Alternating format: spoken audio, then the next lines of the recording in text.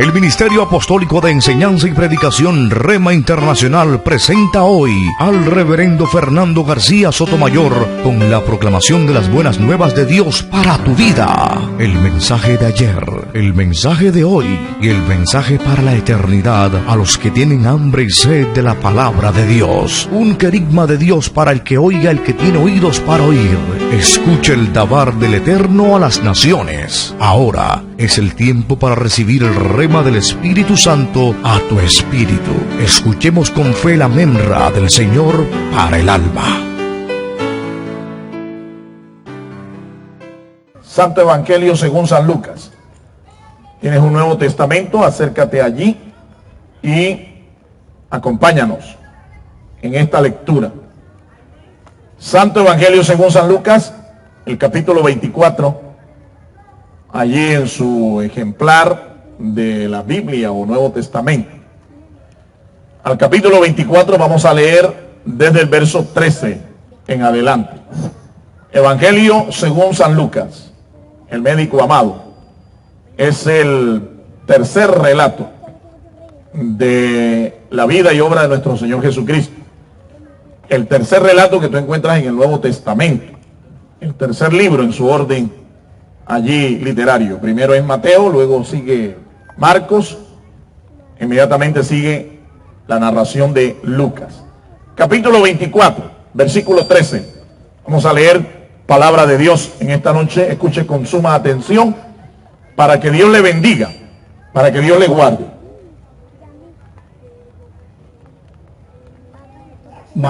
Lucas capítulo 24, verso del 13 en adelante. Y he aquí, dos de ellos iban el mismo día a una aldea llamada Emaús, que estaba a 60 estadios de Jerusalén, e iban hablando entre sí de todas aquellas cosas que habían acontecido. Sucedió que mientras hablaban y discutían entre sí, Jesús mismo se acercó y caminaba con ellos, mas los ojos de ellos estaban velados para que no le conociesen. Y les dijo: ¿Qué pláticas son estas que tenéis entre vosotros mientras camináis? ¿Y por qué estáis tristes? Respondiendo uno de ellos, que se llamaba Cleofás, le dijo: ¿Eres tú el único forastero en Jerusalén que no has sabido las cosas que en ella han acontecido en estos días? Entonces él les dijo: ¿Qué cosas? Y ellos le dijeron: de Jesús Nazareno, que fue varón profeta, poderoso en obra y en palabra delante de Dios y de todo el pueblo, y cómo le entregaron los principales sacerdotes y nuestros gobernantes a sentencia de muerte, y le crucificaron. Pero nosotros esperábamos que él era el que había de redimir a Israel. Y ahora, además de todo esto, hoy es ya el tercer día que esto ha acontecido. Aunque también nos ha asombrado unas mujeres de entre nosotros, las que antes del día fueron al sepulcro, y como no hallaron su cuerpo, vinieron diciendo que también habían visto visión de ángeles, quienes dijeron que él vive. Y fueron algunos de los nuestros al sepulcro, y hallaron así como las mujeres habían dicho, pero a él no le vieron. Entonces él les dijo: oh insensatos y tardos de corazón, para creer todo lo que los profetas han dicho. ¿No era necesario que el Cristo padeciera estas cosas y que entrara en su gloria? Y comenzando desde Moisés y siguiendo por todos los profetas, les declaraba en todas las escrituras lo que de él decían. Llegaron a la aldea a donde iban, y él hizo como que iba más lejos, mas ellos le obligaron a quedarse, diciendo: quédate con nosotros, porque se hace tarde, y el día ya ha declinado. Entró pues a quedarse con ellos, y aconteció que estando sentado con ellos a la mesa, tomó el pan y lo bendijo, lo partió y les dio. Entonces les fueron abiertos los ojos, y le reconocieron, mas él se desapareció de su vista, y se decían el uno al otro: ¿no ardía nuestro corazón en nosotros mientras nos hablaba en el camino y cuando nos abría las Escrituras? Y levantándose en la misma hora, volvieron a Jerusalén y hallaron a los 11 reunidos y a los que estaban con ellos, que decían: ha resucitado el Señor verdaderamente y ha aparecido a Simón. Entonces ellos contaban las cosas que les habían acontecido en el camino y cómo le habían reconocido al partir el pan. Mientras ellos aún hablaban de estas cosas, Jesús se puso en medio de ellos y les dijo: paz a vosotros. Amén. Amén. Dios nos bendiga en esta noche por esta preciosa palabra. Vamos a orar, vamos a invocar la dirección del Espíritu Santo del Señor, que Él nos dé entendimiento, nos dé sabiduría de esta palabra. Y a usted, amigo, le invito para que me acompañe a orar y juntos recibamos iluminación, entendimiento espiritual de esta narración. Padre, te damos gracias por tu palabra.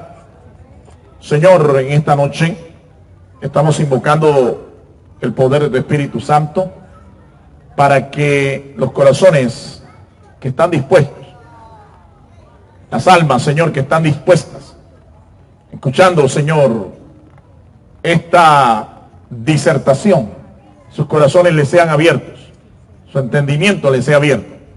Que espiritualmente, Señor, ellos puedan tener un encuentro personal contigo. Gracias, Señor. Gracias. Toma, Señor, control del clima. Toma control del ambiente. Toma control, Señor, aún del medio espiritual.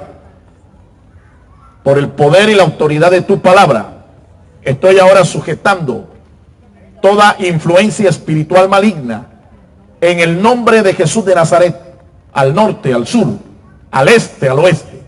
Ordeno en el nombre de Jesús que las huestes espirituales de maldad de las tinieblas retrocedan en el nombre de Jesús y suelten las almas que tienen cautivas, las almas que tienen engañadas, para que no les resplandezca la verdad del Evangelio de nuestro Señor Jesucristo. Glorifica el nombre de tu Hijo amado, Señor, en medio de nosotros en esta noche. Te lo rogamos, oh Señor, en el nombre de Cristo Jesús. El pueblo del Señor dice: amén. Amén. Puede tomar su lugar los que están de pie y ruego su atención. Quiero llamar su atención en los próximos minutos. Tenemos una narrativa aquí maravillosa. Lucas, el médico amado, cierra la primera parte de su tratado. Cierra la primera parte de su tratado en esta parte, en este capítulo 24. Aquí termina el primer tratado que el evangelista Lucas escribió para testimonio a Teófilo. Parece que era un funcionario de alto rango en el Imperio Romano que quería conocer acerca de Jesús. La segunda parte la encontramos en el libro llamado Los Hechos de los Apóstoles, allí en el Nuevo Testamento, que nos narra cómo los discípulos, cómo los apóstoles del Señor, en número exacto 120, recibieron la llenura, el poder del Espíritu Santo, y comenzó una cruzada de predicación desde Jerusalén hasta lo último de la tierra. Una cruzada de evangelismo que les respaldó para este proyecto el Espíritu Santo del Señor. La forma como nace la iglesia, y la iglesia desde Jerusalén extiende el mensaje del Evangelio al mundo conocido, al mundo de entonces. Ahí termina la segunda parte del tratado de Lucas. En realidad es una sola obra. El Evangelio de Lucas y el libro de los Hechos es una sola obra. Fue dividida por más que todo asuntos literarios y por asuntos pedagógicos, pero originalmente era una sola obra. Esta primera parte termina con una narración impresionante, una narración que nos muestra dos episodios que marcaron la vida de dos discípulos del Señor. Uno de ellos se llamaba Cleofas, el otro no se dice el nombre. Dos discípulos del Señor que le habían seguido durante el tiempo del ministerio público del Señor, y que ahora tenían la disposición de salir de Jerusalén a una aldea llamada Emaús. Nos dice Lucas que esta aldea estaba a unos 60 estadios, en cifras equivalentes a nuestros días. Esto equivale más o menos a unos 11 kilómetros de distancia. Tal vez sea la distancia que hay desde aquí, desde Soledad hasta Puerto Colombia. Ustedes que son nativos de acá deben conocer mejor, ¿no? Más o menos una distancia como de aquí a Puerto Colombia, o tal vez cogiendo por la otra vía de Soledad, el primer municipio que queda acá después de Soledad, pero no hacia Puerto Colombia, sino hacia la otra zona. ¿Cómo llama este municipio? Malambo. Más o menos una distancia equivalente. Ellos estaban en Jerusalén, y nos dice Lucas que partieron de Jerusalén a una aldea. Esta aldea se llama Emaús. Este sitio geográfico es la primera y única vez que se menciona en toda la Biblia, Emaús. Ahora, esta narrativa nos presenta unas verdades espirituales que cualquiera de nosotros, cualquiera de ustedes puede estar viviendo.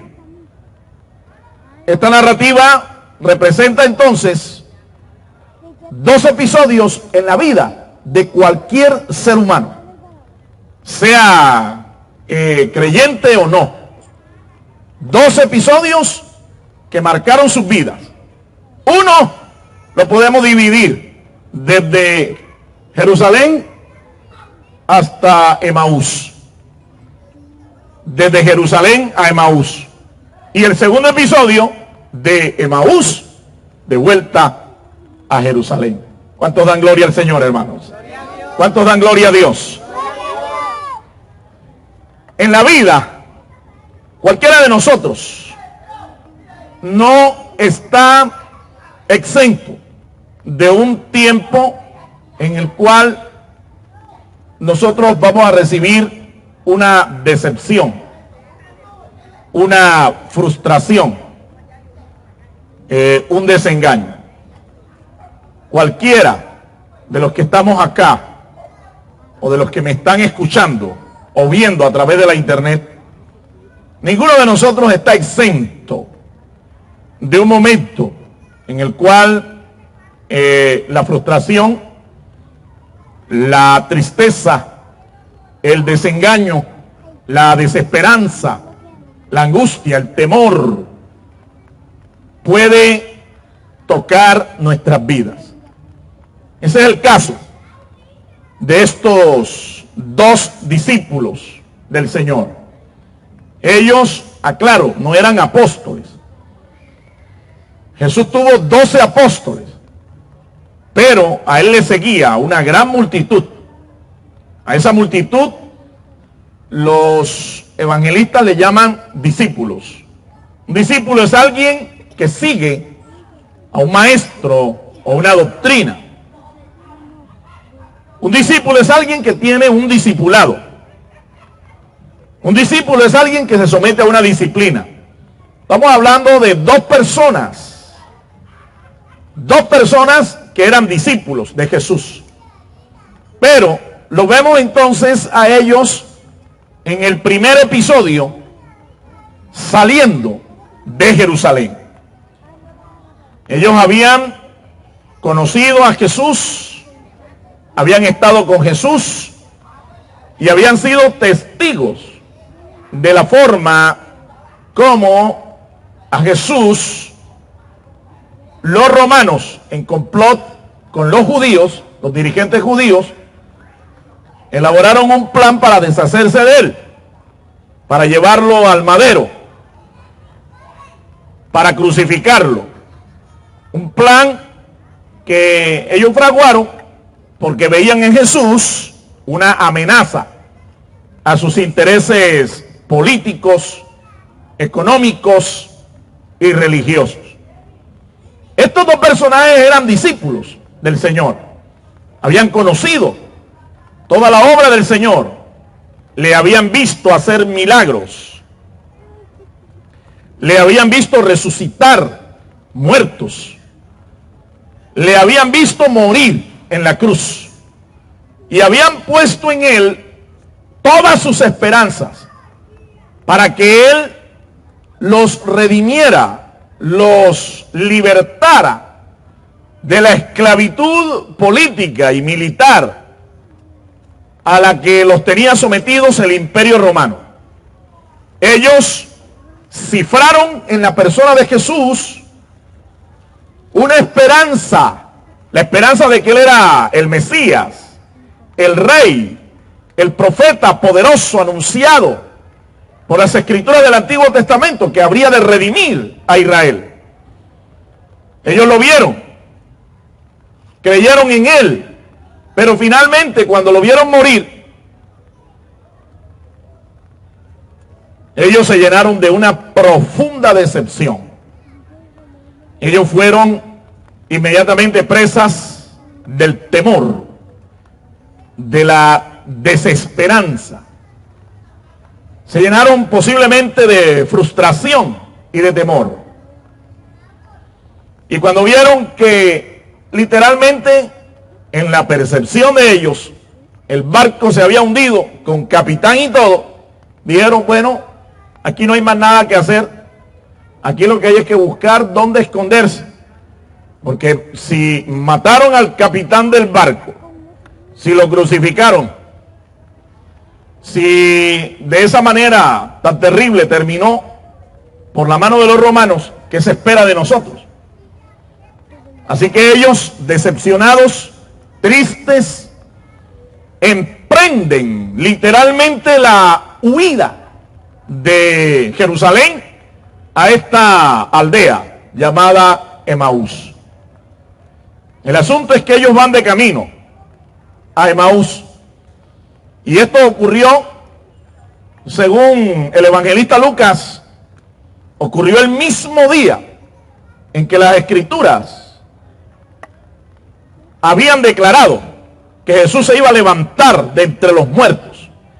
Y de hecho, ese día Jesús lo había hecho, muy temprano en la mañana. La narrativa de Lucas, que antecede a esta en la que nos estamos enfocando, nos cuenta de la manera como una mujer llamada María Magdalena fue testigo de la resurrección de nuestro Señor y Salvador Jesucristo. Y llevó el testimonio a los discípulos, llevó el testimonio a los apóstoles. Solo dos de ellos se tomaron el trabajo de cerciorarse si esto era verdad.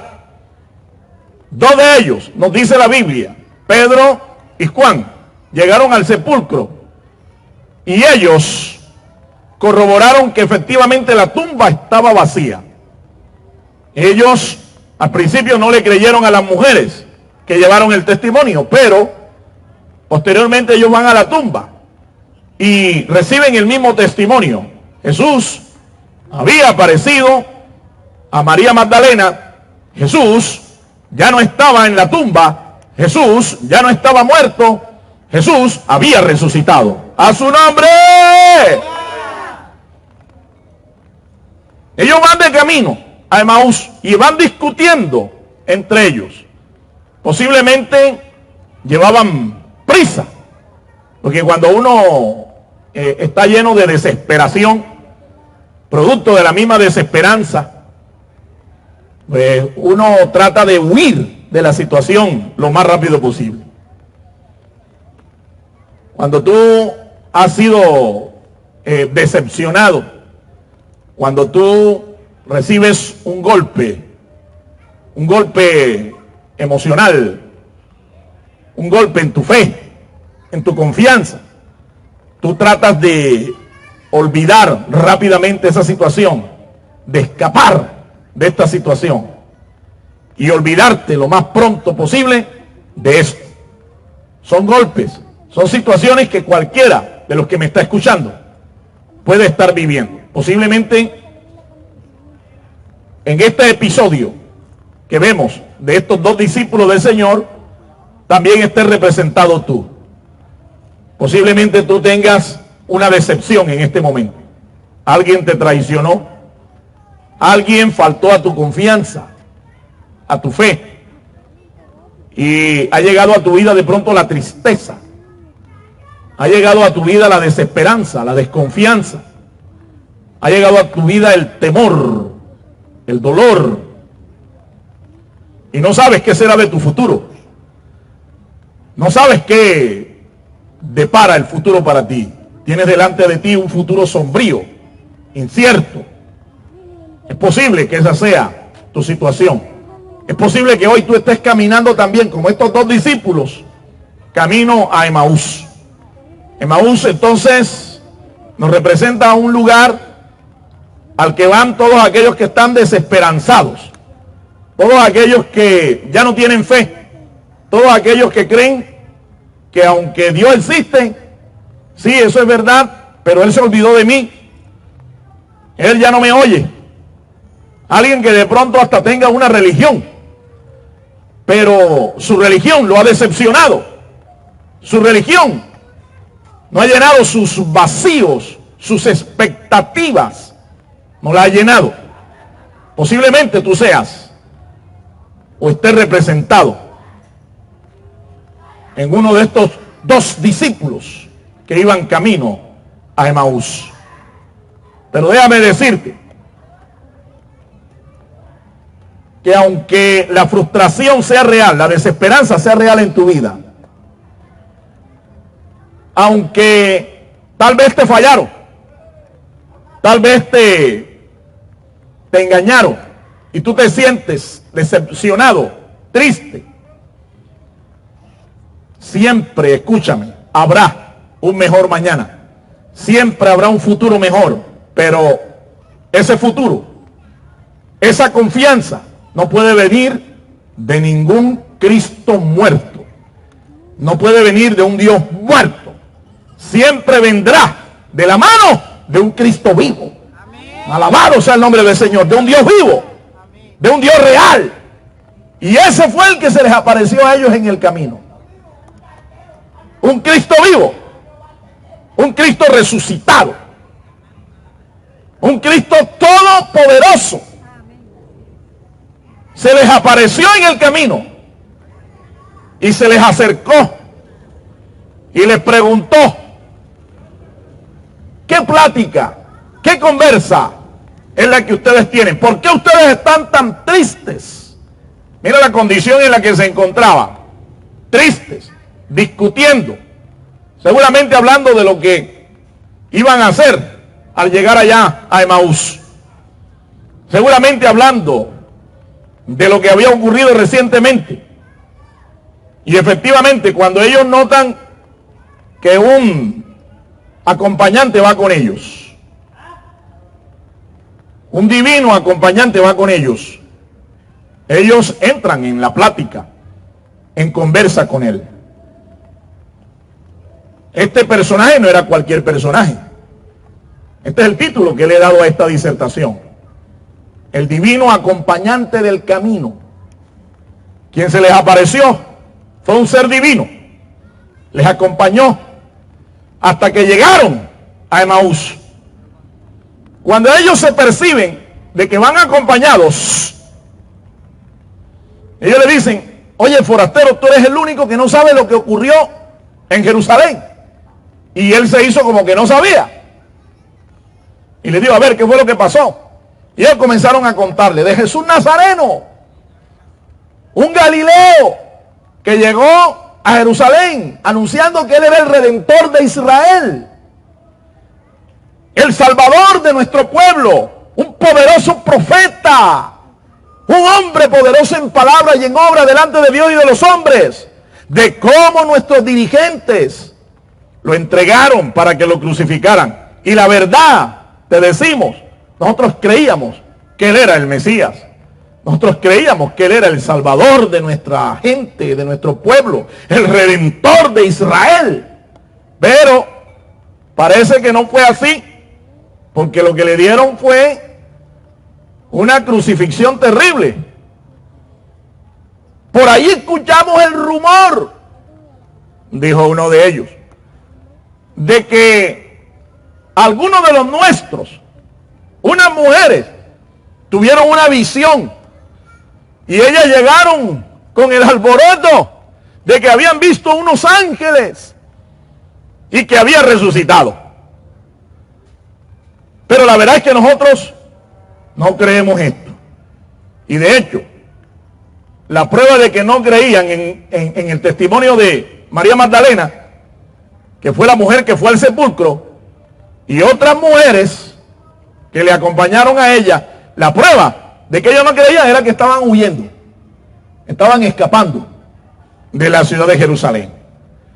Cuando Jesús se da por enterado, ahora Jesús lo sabe todo, él lo que quería era ver cuál era la condición de estas personas en cuanto a la fe, cuál era su condición anímica, y ellos lo expresaron perfectamente: grave de muerte, tristes, discutiendo, llenos de resentimiento, llenos de desconfianza, poniendo en duda todo lo que Jesús les había enseñado, poniendo en duda quién era Jesús. Entonces Jesús, nos dice la Biblia, que comenzó a explicarles, les llama la atención, dice: ustedes son unos tontos, insensatos. Era necesario que el Cristo, el Mesías, padeciese según lo que las Escrituras decían de Él.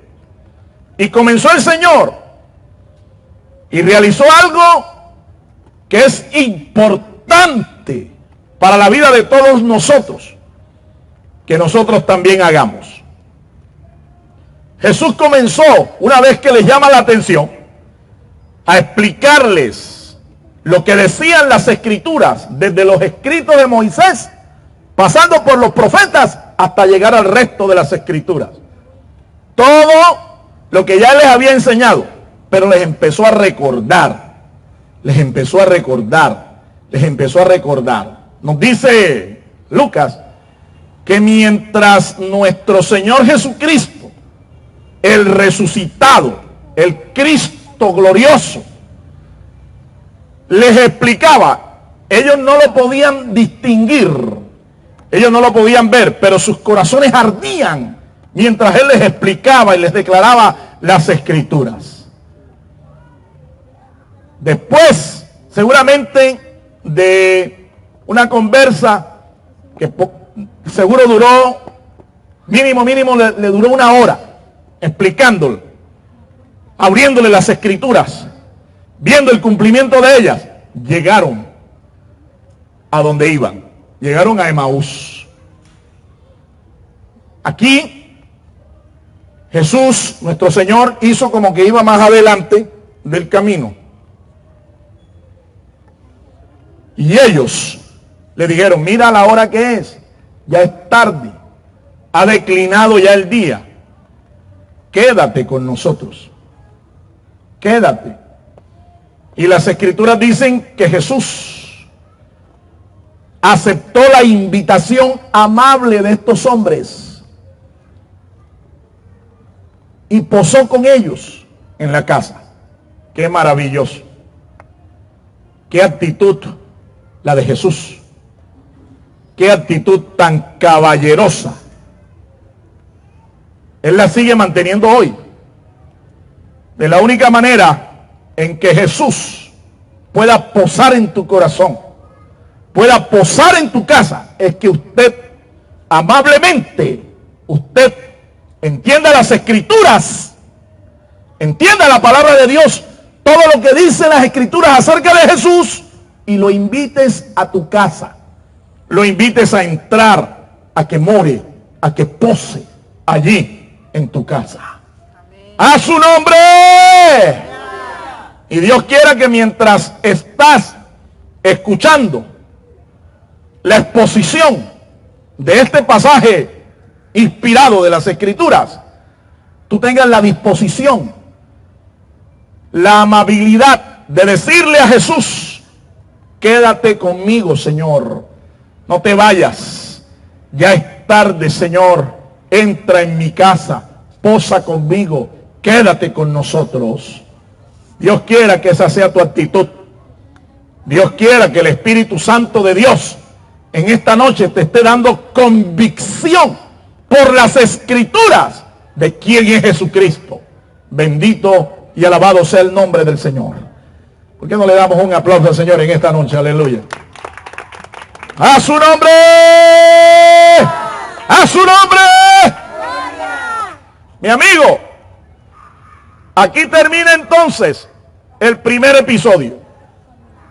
Las Escrituras nos dicen que Jesús entró a la casa donde estos hombres posaron. Y él, después de haberles explicado las Escrituras, él compartió con ellos lo que yo llamo la primera cena del Señor. La primera cena. La cena del Señor es una ordenanza que Jesús enseñó a sus apóstoles para que la transmitieran a la iglesia cristiana. La celebración de lo que se llama también la Eucaristía, una acción de gracias. Partir el pan, participar de la copa, símbolos del cuerpo de Cristo y de un nuevo pacto sellado con su sangre derramada en la cruz del Calvario. Dice la Biblia que Jesús se sentó a la mesa con ellos, bendijo el pan, lo partió, y cuando lo hizo, el entendimiento de ellos, los ojos espirituales de ellos fueron abiertos. Fueron abiertos y le reconocieron, pero al instante el cuerpo de Jesús desapareció de la vista de ellos. Ese es el cuerpo de la resurrección de nuestro Señor, el cuerpo que vamos a tener todos aquellos que, perseverando en la fe de Cristo, perseverando en el Evangelio, creyéndole a Él, al Señor Jesús, aunque muramos de la tumba, Él nos levantará con un cuerpo resucitado, un cuerpo glorioso como el de Él. Alabado sea el nombre del Señor. Por eso fue que Jesús dijo: yo soy la resurrección y la vida, y el que en mí cree, aunque esté muerto, vivirá. Alabado sea el nombre del Señor. ¿Qué religión te puede decir eso? Eso no lo pudo decir Mahoma, ni lo pudo decir Buda, ni lo puede decir Mahatma Gandhi, ni ningún fundador de ninguna religión en este mundo. Esto solamente lo puede decir el poderoso Hijo de Dios, el Cristo de la gloria, el resucitado de entre los muertos, el que venció la muerte con poder. Alabado sea el nombre del Señor. ¿Sabe lo que pasó? Ahí viene el segundo episodio. Una vez que esto ocurre, la perspectiva y la visión de estos hombres cambió.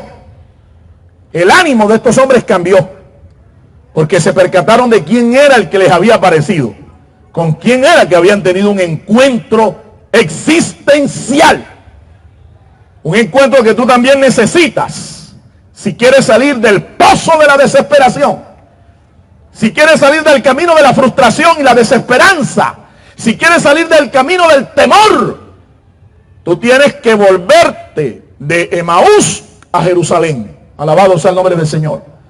Pero necesitas de un encuentro con el Cristo resucitado, con el Cristo vivo, no con un Cristo muerto. Un Cristo muerto no produce nada de estas cosas. Un Cristo que todavía lo adoran, crucificado en una cruz, ese Cristo no tiene poder.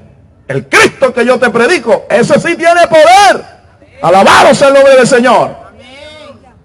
Nos dice la palabra que ellos gozosos se volvieron desde allí de Emaús a Jerusalén.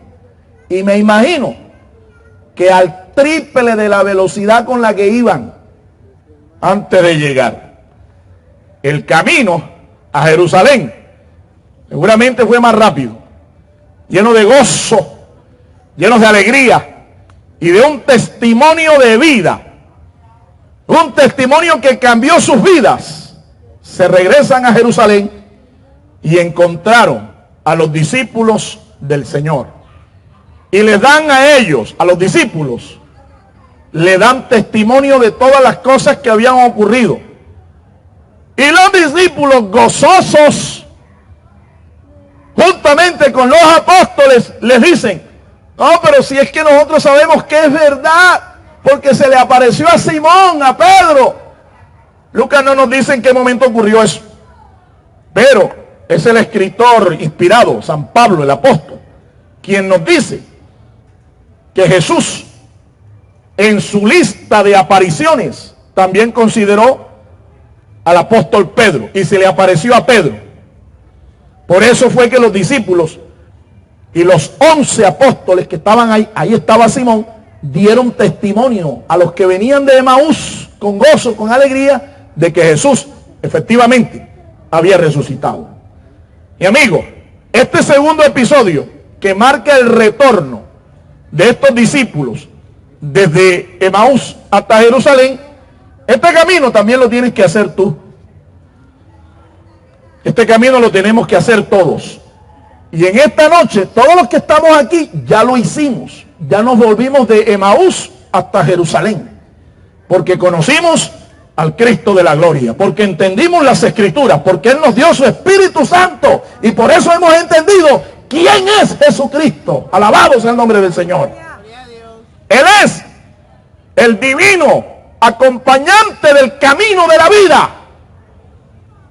Y mientras tú estés caminando con Él de la mano, hay esperanza, hay futuro. Bendito y alabado sea el nombre del Señor. Hay un mejor mañana para todo aquel que cree en Cristo. Para todo aquel que ha tenido un encuentro personal con Él.